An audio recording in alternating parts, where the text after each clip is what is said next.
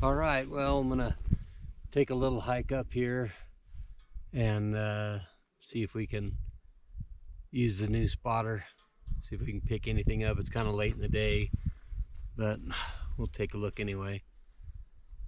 So it's pretty country.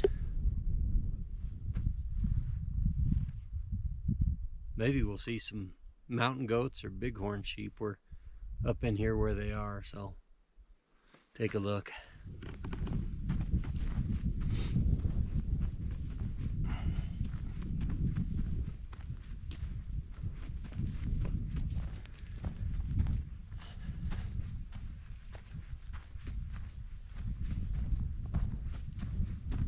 Saw quite a few elk this morning.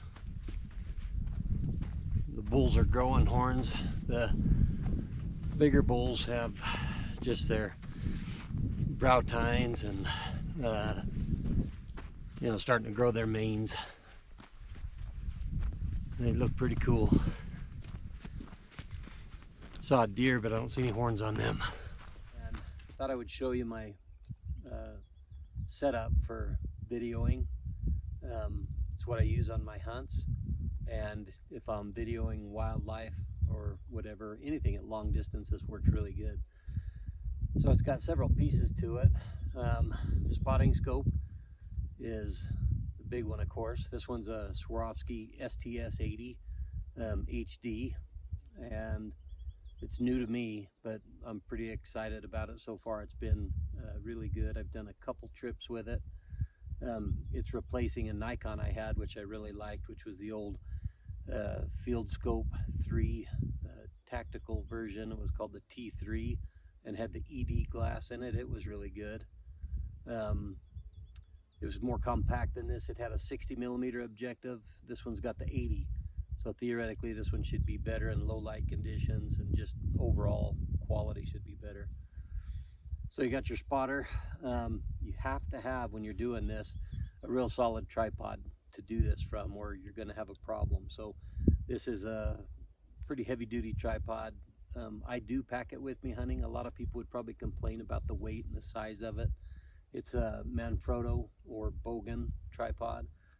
And then I've got a real solid fluid head on here too. This is the 128 RC2 head by Bogan, and I really like that. We've got several of them. They're super smooth as when you're panning and when you're tilting, and it'll support a heavy spotter like this. So the other part that you've got to have is some way to take the video through the scope, and so what I'm using today is a phone scope setup. So the phone scope is kind of two pieces. This piece here is specific to the eyepiece on your spotter. So if you've got a fairly recent spotter, they'll make an eyepiece like this for it. If it's a popular brand and they sold enough of them, then it's worth it for Phone Scope to build them. So, but they're made just for it. So the dimension is pretty tight tolerance. When I slip that over there, it's on there real tight, and I don't get a lot of movement like this in it. So it works really well. It's got 3 big cogs on it that lock into place on this piece, which is the piece that holds your phone. This one's a iPhone 7 Plus. But anyway, those 3 cogs go in there. They just kind of cam lock in. The way I do it is I always put that on first, get my scope set up, and then I just slide it on. On my scope, I've got this where my eye relief, you can see where the eyepiece ends. There's this ridge here. So I always turn it all the way in so that the camera lens is as close to the spotting scope eyepiece as I can get. You'll notice on here I've got some blue tape. It's just painter's tape. Last time I was out, and I'm surprised I didn't notice this before, but like in the early mornings and you've got the sun coming, and hopefully it's at your back and your animals are over there and the sun's at your back, but the sun will go down between the little cracks on here and actually shine onto your eyepiece.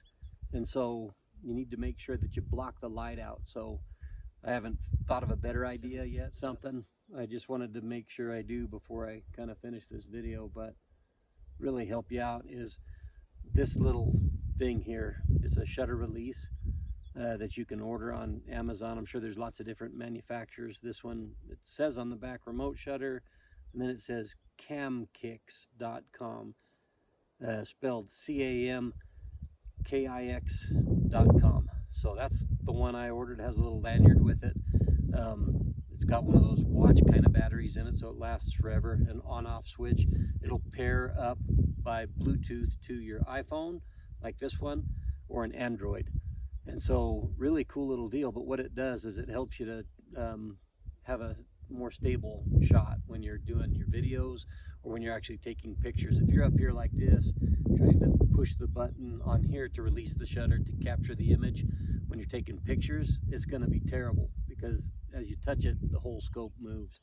But if you use this, then you get it in where you want it, you get it in focus, and you push here, so any movement that you have is just in your hand. It's not even connected to the scope at that point. So it's really cool. You can, if it's cold out, you can have your hands in your pocket. You're not freezing your hands. So it works really good. Yep. One of the problems you get with these is when you're filming, the focus, it'll want to hunt, especially if you've got something really distant and the camera and the phone isn't sure what it's supposed to focus on. So it'll hunt. And even though you're trying, so you'll see your image come in and out of focus because it might at one point think it's looking at a tree when the deer or elk you're looking at are actually not right there. They're off and they're moving. So usually if something moves, the phone grabs it. But when they're just kind of still, it'll start hunting. So what you can do is put your finger on the screen, push it and hold it until it locks. When you first push it, like a little yellow box will come up. But if you push it and hold it long enough, then it'll, let me see if it'll do it. Yeah, it'll end up coming up with a little thing that says AEAF, and it's basically an autofocus lock. So what it does is it just basically keeps it right there wherever that basic depth of field it's going to focus for.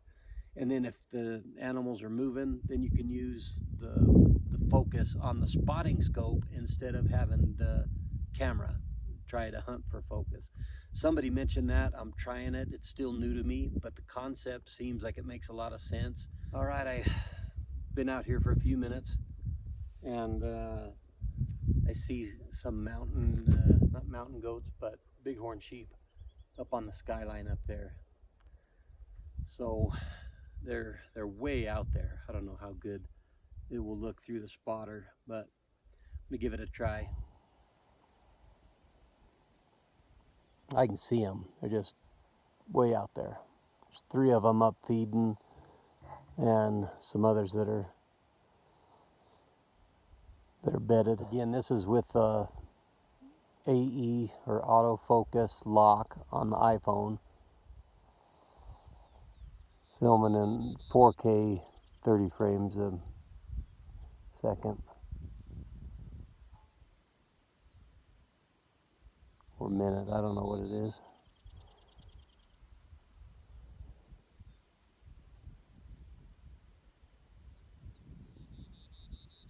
It's May 17th. I saw these elk really far away. Decided to get a little closer. Try to zoom up a little. That's 40 power. Let me go up to 50. See if the image quality stays.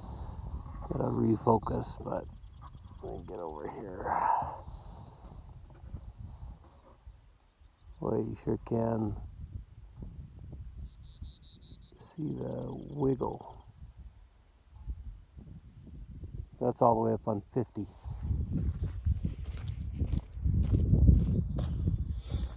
Hey guys, I got a couple of ducks over across the pond, and I thought I'd just put the spotter on, see what we get on camera.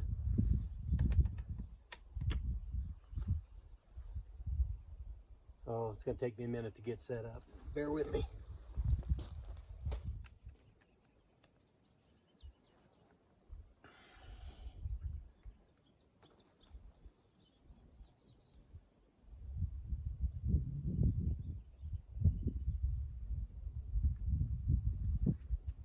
Pretty good. Okay, I'm gonna range it too, so you can get an idea of how far it is over there. It's not far at all, but it'll be fun to get some close-up shots with this. So let me range it real quick.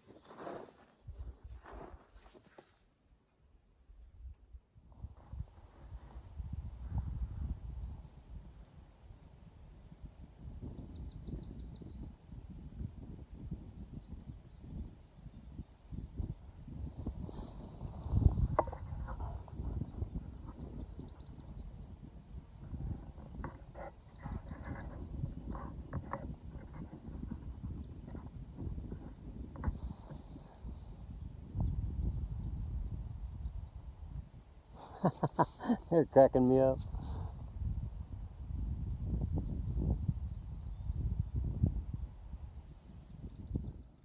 But anyway, that's about all there is to it.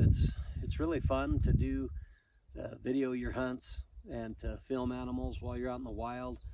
The spotting scope like this and a good tripod setup with that shutter release I'm telling you about will really produce some super good images. You'd be surprised how good it can do. Anyway, thanks for watching.